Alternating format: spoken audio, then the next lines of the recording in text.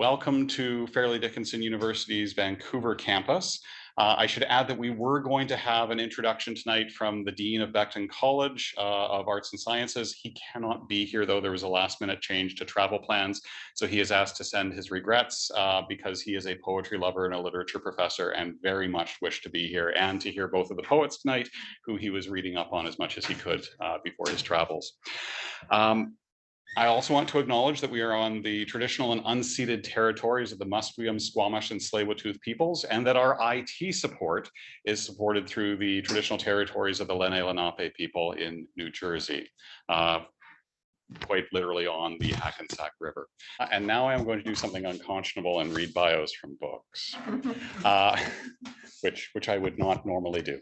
Our first featured poet is going to be Rhona McAdam, and I'm sure you already know quite a bit about Rhona. Rhona is a poet, food writer, and holistic nutritionist born in Duncan, a wonderful part of this province, on Vancouver Island, and she began her writing career in Edmonton, Alberta, also an exciting place. I'm also going to say that she is has a long-time passion for food and ecology, has worked as a cook and educator, and held a wide range of volunteer positions in food security, including fruit tree picker, grant writer, and many years in the fields on the board of Haliburton Community Organic Farm in Victoria. She's the author of several collections. Poems have appeared in literary journals and anthologies in Canada, the US, Ireland, and the UK since the 1980s.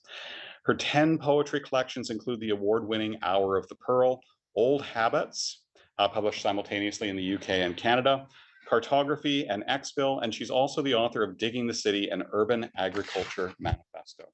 I will pass over the podium to you. Thank you very much for joining us.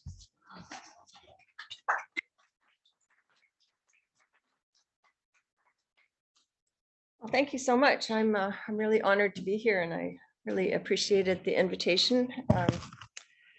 And thanks to all the Zoom readers and the open micers in the flesh. So I'm going to be old school and take my watch. And okay, so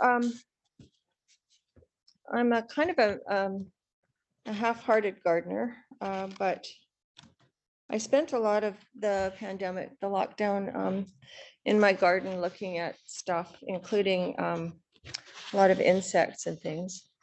And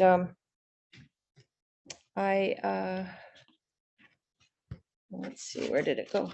I was going to start reading a poem about wireworm, which will be familiar to anyone who's tried to grow potatoes, especially if you started your garden above a lawn, because they really love grassy areas. They're the larvae of the click beetle, and I got a really nerdy look at them by writing an article about them for Small Farm Canada magazine, which filled me with awe for their persistence. Like any invasive species, they thrive here. Wireworm. Its ancestors slept for months in the bellies of sailing ships, disembarked in ballast gifted to our shores, made their way like pioneers, feeding on the fat of their land.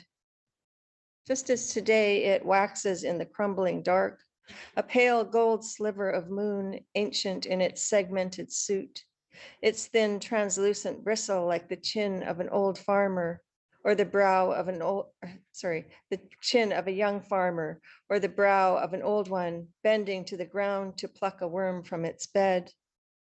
Its medium is soil, its enemies few. When we drown it, it rises to new life. Starvation stills it for a season. Poison gives it pause to convalesce in its food beds. In summer, it decamps into cooler depths, rises to bask in moisture that keeps its food supple and succulent. Lover of grasses and grains, it seeks the perfume of starch and decay, makes catacombs in potatoes, mines black shadows in carrots, noses a root tip, tastes its way to the next and the next, makes ladders inside the stems of seedlings, resting in its tubular meal until its host withers and falls.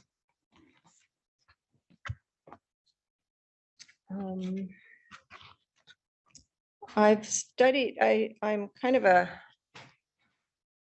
compulsive lifelong learner. And so I've taken all kinds of interesting courses. One of the things I did was take a permaculture design course, which I recommend to anybody with an interest in how the world works and how stuff grows and everything. It's a real everything course. But one of the things that gets permaculture people really excited is hugelkultur, which I'm probably badly mispronouncing, but it means kind of hill cultivation. And basically you're taking woody matter and burying it in a mound so that it decomposes and holds water.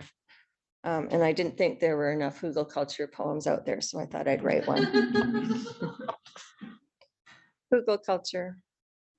In the body of the tree, other lives grow dank and vibrant. This is the road, this is the table, this is the world that feeds a smaller world and worlds within. The tree unlearns its age, rings dwindling as it falls back into germinating earth.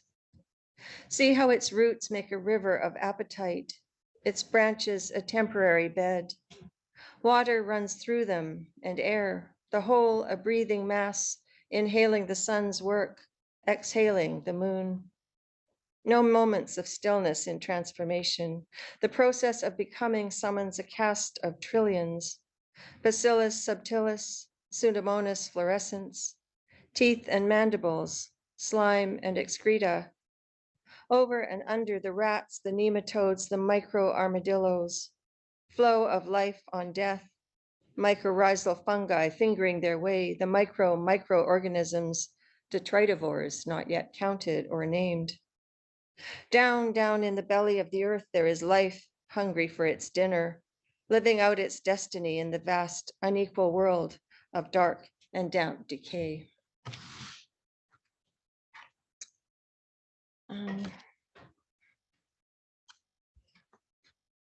I'm not a linguist, but I did attempt one translation. This poem, I fell in love with it. It's from the Spanish Mesa by Juan Carlos Galeano, who's a Colombian poet living in Florida.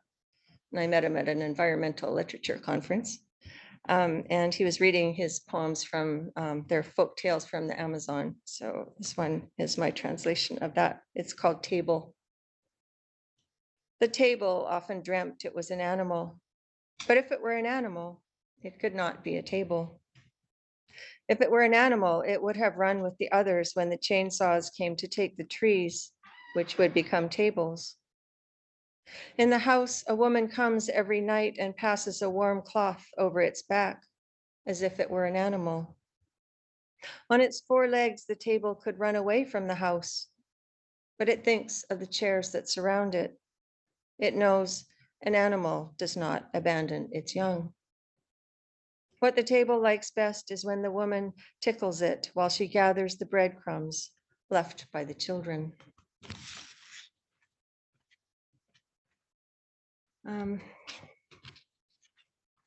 Something that Sarah and I have in common is a dog. So we live with dog hair. So this is a poem I wrote about my dog, just watching him sleep. It's called Dog Running. In the other room, the dog is running in some precarious place he knows. Forming its name between gritted teeth, he chews and whiffles its syllables in the language of that land, which he visits often.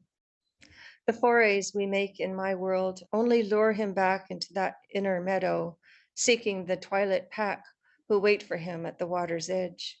Their tracks settling in the sand, the meaning of their scent imponderable and worthy of long reflection. Are there people there or rabbits? I suspect only dogs who challenge my existence, calling him by some wild name, drawing him farther into their darkness. Sometimes I brush him while he sleeps. The brush mats so quickly with his fur, I think it is dreams seeping from his pores, hair by hair. They travel around the house, assemble themselves into clouds on the floor that riffle when we pass. When sunlight reaches into these rooms, his dreams glint on every surface. the house becoming dog in the shine of its nascent pelt. He lies down in that, as if this is the path he must follow to leave this place, as if rehearsing for the dream in which his work here is done. And so one exciting thing I did was go off to Italy and study food. I spent a year at the University of Gastronomic Sciences in Parma in northern Italy, and it was quite a year. We ate a lot. And one of our courses was cheese technology, which was somewhat mysterious, not least because some of the language on the overheads was in a kind of approximation of English, which was interesting. But it was an amazing class. One of my classmates, after one of the sessions, said to me, "I bet you can't write a poem about that." So here we go.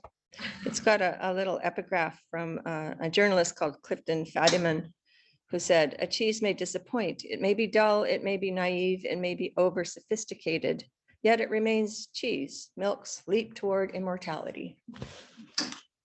Cheese. Milk is the miracle we are learning atom by atom. It is short on vitamins and full of fat. It has less water than most vegetables. These things we know, but its murk and lipids yield secrets unimaginable, unpronounceable. We gaze at the words scrolling above us on the screen, their fractured English only half recognizable. The hairy beauty of the casein micelles in their diagrams, their migration into flocks, freed from their hydrophobic fractions, transfixes us. We are diving in beyond the cellular. Far from home, we too are colloidal, carbon atoms parting from our hydrogen, leaving a trail of water and broken bonds in our wake, like the trail of the shepherd, his precious saddlebag sewn from the stomach of a lamb, filled with the morning's milk, churning as he rides into the sunset of his great discovery.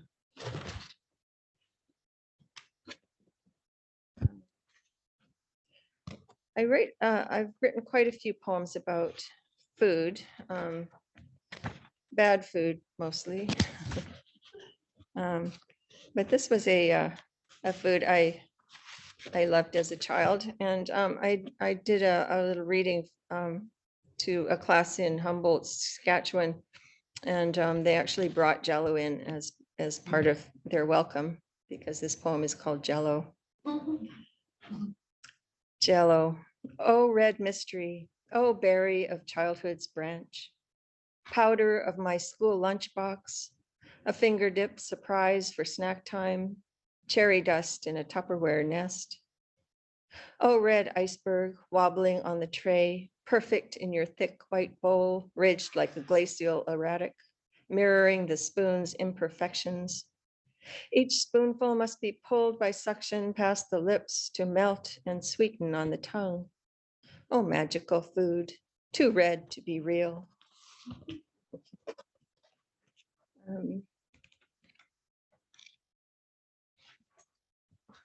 And so I did study, another one of my educational forays was into holistic nutrition.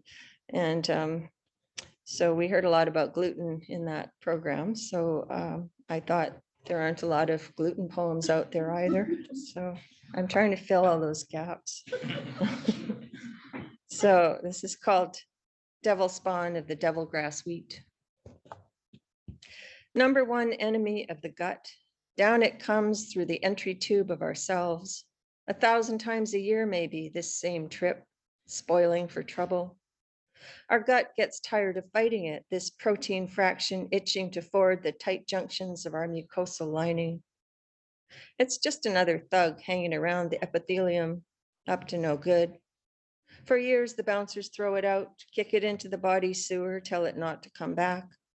But at breakfast, lunch, there it is again, same crooked grin as it pushes past, until finally, perhaps the bouncers have had a bad night, some irksome molecule throwing its weight around, wearing them down, diverting attention. Off in one dark corner, something changes hands. The door cracks open and finally the gluten slips through. There's more unpleasantness. The lymphocytes move in, their memory cells deranged and working overtime. Suddenly everyone's a suspect, being hauled off, protests ignored, a massive case of mistaken identity. Riots erupt in the body's distant suburbs. Fires burn in the gut, the turning places of the knees. Up in the brain, there's confusion. Fog rolls in even while the sun shines. Sometimes the battles flare up overnight, waking the body from its slumbers with a sense someone's moving around downstairs.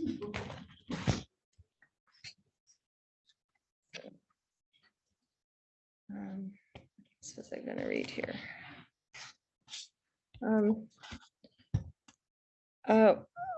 I have also a library science degree, and that got me teaching nutritionists a bit of research skills. So I was kind of taken by the language, which is strange. But I also started just thinking about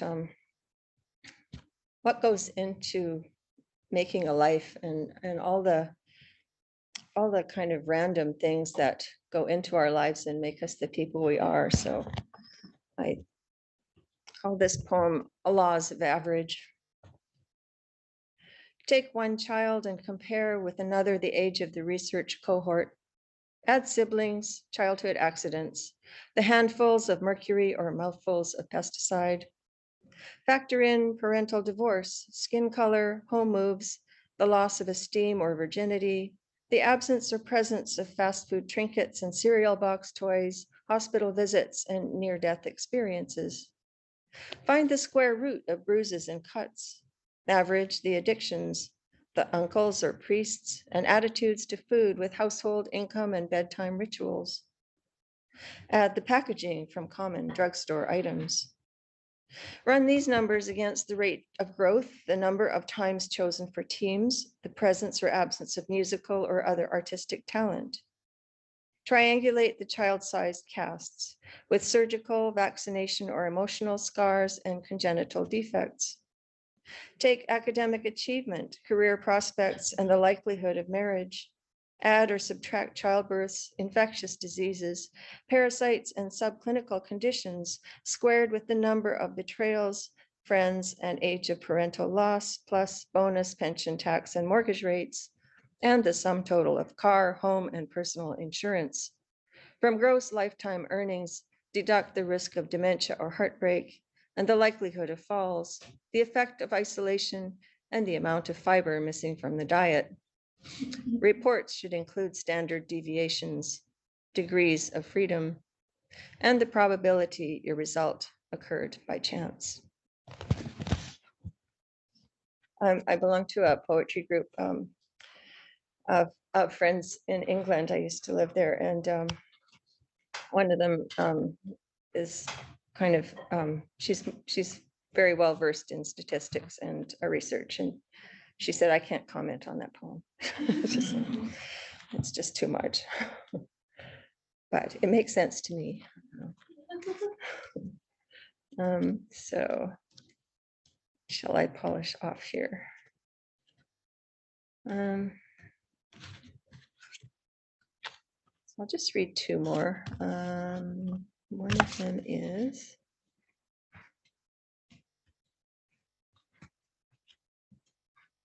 yeah, I've actually written two poems about torn retinas, because I've had torn retinas in both eyes now. So this is one. It's called The Other Eye. One night I stepped into a darkness that crackled with non-existent light, flashes in my periphery that illuminated nothing. By morning they were gone. Then my gaze muddied without cause. One speck spattered itself where only I could see. Now the stars in my other sky drift in a snarl of threads, meteor tails of blood and vitreous. From here, there will be birds in every sky, distant and elusive. My own private climate change, one eye's glaciers melting as the world ages within. And I'll leave you with a very sad tale. I used to go a lot to Saskatchewan. I used to go there every winter to the monastery in Munster, Saskatchewan, St. Peter's. And that's where a lot of the food poems came from. And the abbot had a heart attack, which he survived, but then the kitchen put him on a strict diet, and they stopped serving us gravy with the roast chicken. So what could I do? Gravy. Who'd want to live in a world without gravy, which makes all things equal on the plate, which gives potatoes a smooth ride, which comforts the meat it came from. If gravy were the world, there'd be no war, just happy islands in a savory sea. We'd all be warm enough in our blanket of brown. There'd be no need for knives. We could curl forever in the wombs of ladles.